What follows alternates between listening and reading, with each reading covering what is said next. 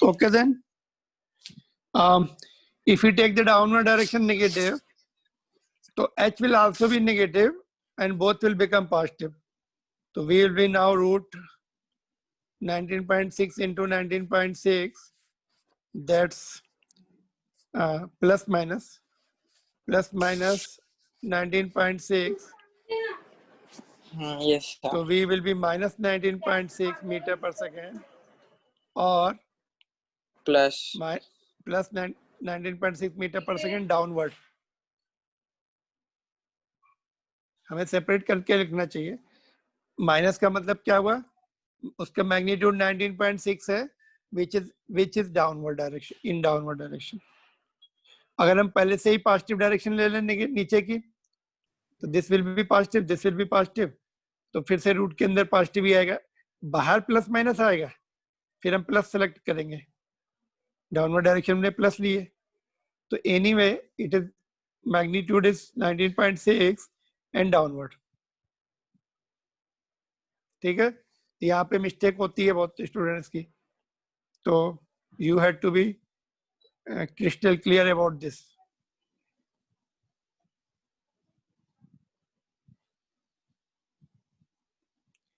Problem तब आएगी, यहाँ पे प्रॉब्लम नहीं है. अभी सपोज मैं तुम्हें क्वेश्चन दूं कि ऑब्जेक्ट, जैसे ये क्वेश्चन दूं, चलो अगर मैं तुमको बोलूं कि एक ही इक्वेशन से करो, do it with the single equation. यदि ये क्वेश्चन है 11th की बुक का, दो पार्ट में तो हो जाता है, बट सिंगल पार्ट में कभी है, ball is thrown vertically upward with the velocity 20 meter per second from the top of the multi-story building. The height of the point from where the ball is thrown is 25 meter from the ground. How high it will rise and how long will it be before the ball hits the ground? तो student दो part में कर लेते हैं, ऊपर जाने का time फिर नीचे आने का time. But if I tell you single equation से करो, इससे तब हमें साइन कन्वेंशन ध्यान रखना पड़ता है. डिस्प्लेसमेंट पॉजिटिव है कि नेगेटिव है, यू पॉजिटिव की नेगेटिव, ए पॉजिटिव की नेगेटिव, तीन टर्म्स आते हैं, S U and A.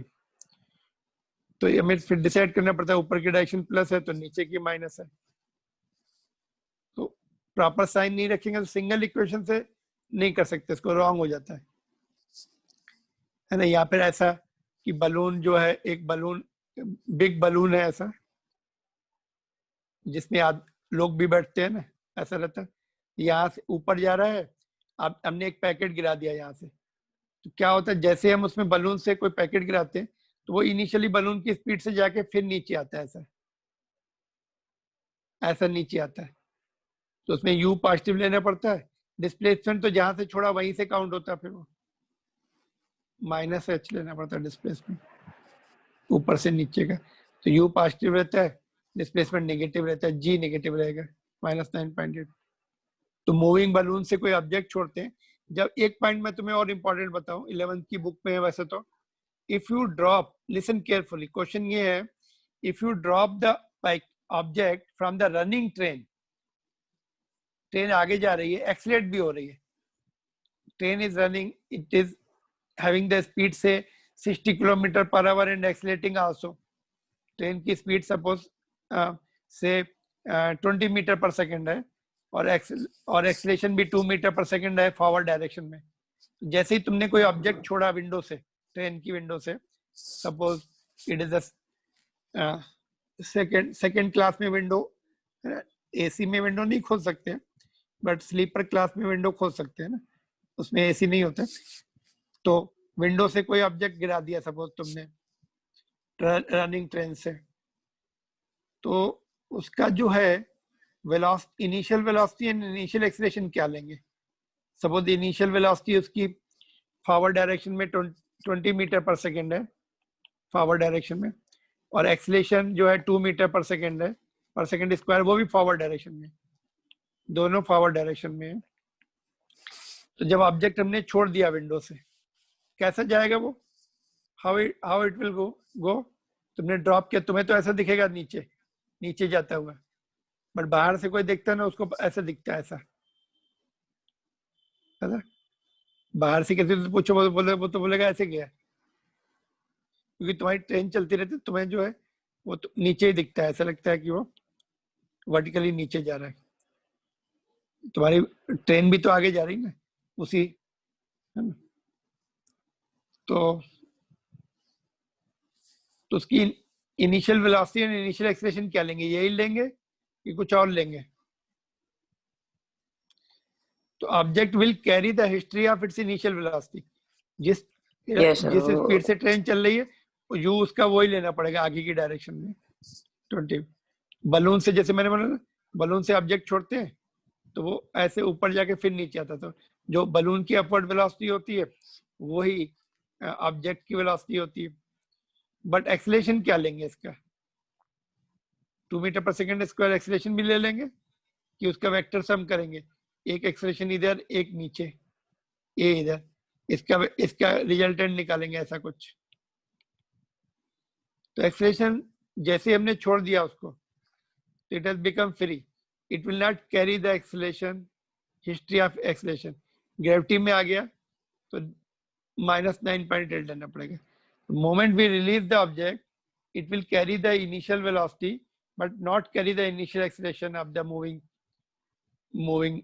object, क्योंकि फ्री फॉल होगा। जब हमने छोड़ दिया तभी अभी क्या होता है, ग्रेविटी उसमें एक्सेलरेशन लगाती है, तो it will carry the initial velocity but not carry the initial acceleration.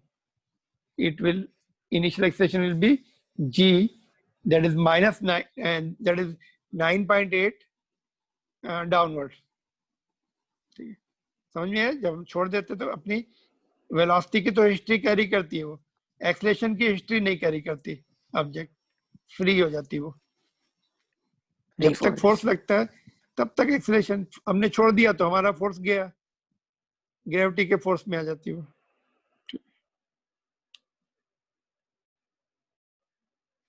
ठीक है, क्लियर। ऐसे ही सारे क्वेश्चन एक जैसे ही, ऐसे ही है, थोड़ा थोड़ा डिफरेंस है, हम लोग पूरा नहीं सॉल्व करते, जस्ट इसको समझ के छोड़ देते हैं। क्या है, stone is thrown vertically upward with the initial velocity this much, g this much, find the maximum height. कौन सा formula,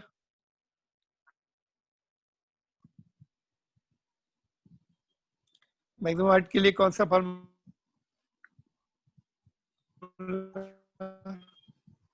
V square equals U square plus 2s. what is the net displacement and the total distance covered by the stone। Net displacement कितना, कहां तक का निकलना है net displacement. तो जब तक उसकी जस्ट पॉइंट मतलब उसका हायर मोस्ट पॉइंट था उधर तक ही। मैक्सिमम हाइट का पूछा है, वापस ग्राउंड हाँ में सर। आने का नहीं, मैक्सिमम हाइट का। कौन सा फार्मूला, तो डिस्प्लेसमेंट और डिस्टेंस इक्वली होगा। विच फार्मूला। अच्छा, इसके लिए कौन सा फार्मूला बताया था, तो v square equals u square plus 2s। तो इसमें क्या इनिशियल क्या निकलना था, मैक्सिमम हाइट, अच्छा एस निकलना था, तो ये 0 हो जाएगा। ठीक है, और डिस्प्लेसमेंट के लिए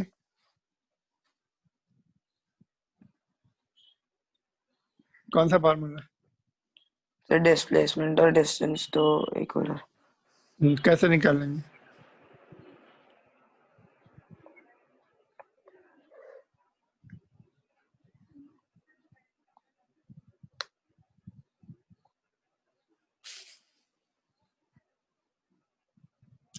अरे जो मैक्सिमम हाइट होगी, सर हाइट और डिस्प्लेसमेंट सेम रहेगा ना, सेम रहेगा, जितनी मैक्सिमम हाइट है वही डिस्प्लेसमेंट है, वही डिस्टेंस। यस, जो हाइट है Yes, वही तो sir. डिस्प्लेसमेंट और डिस्टेंस हाँ होगा। सर, हाँ सर। ये वाला, calculate the force of gravitation between earth and sun given that mass of the earth is this much, sun is this much, average distance। which formula,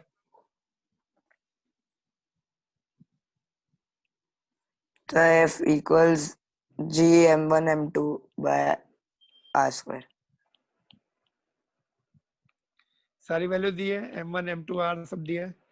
r या हाँ d sir. जो भी लिखो, d square. g याद करना पड़ेगा, g तुम्हें याद होना चाहिए। कितना होता है g? तो 6.7 into 10 raised to power minus 11.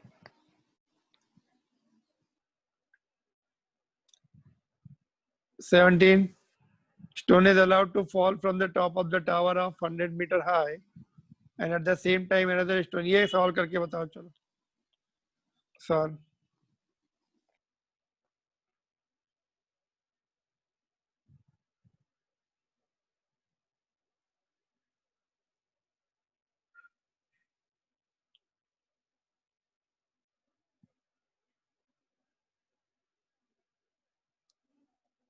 Okay, this solve and send. इसको सॉल्व करके भेजो, नेक्स्ट क्लास में डिस्कस करने वाले हैं। Okay sir. ओके। और ये सर तो ये होमवर्क हो गया? हाँ, ये होमवर्क हो गया। 17 इज द होमवर्क। उससे पहले भी शायद एक है ना, एक या दो है। और ये वाला 2 मिनट मुझे कॉपी करने दीजिए ना क्वेश्चन। सर एक बार उसके पिछले के ये होमवर्क बुक का बता है दो क्या? ना। हाँ हाँ पिछला? बुक का है, बुक का है। उसका पीछे के कौन से होमवर्क है वो बता दो ना एक बार।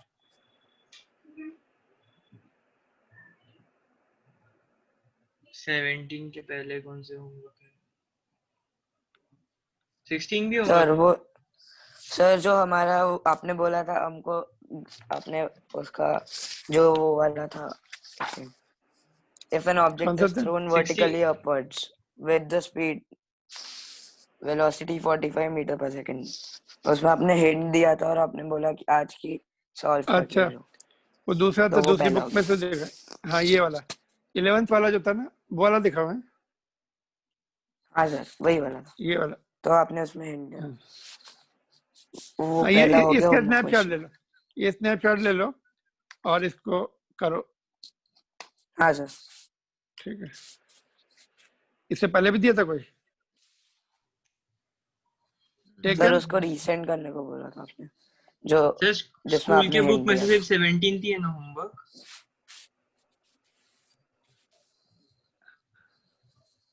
हाँ सर, स्कूल में बस 70। Okay fine. क्या बोल रहा है? नहीं सर होमवर्क क्लियर कर रहे थे एक बार, क्या क्या होमवर्क के लिए। ओके, तो ये करना है। 17 18 देखते हैं क्या है। Ball thrown vertically upward, return to the thrower after 6 second, find the velocity with which it was thrown. ये भी करना है। ओके मैक्सिमम सर हाइट वाला तो 18 पे सेम कर पार्ट है, लेंगे।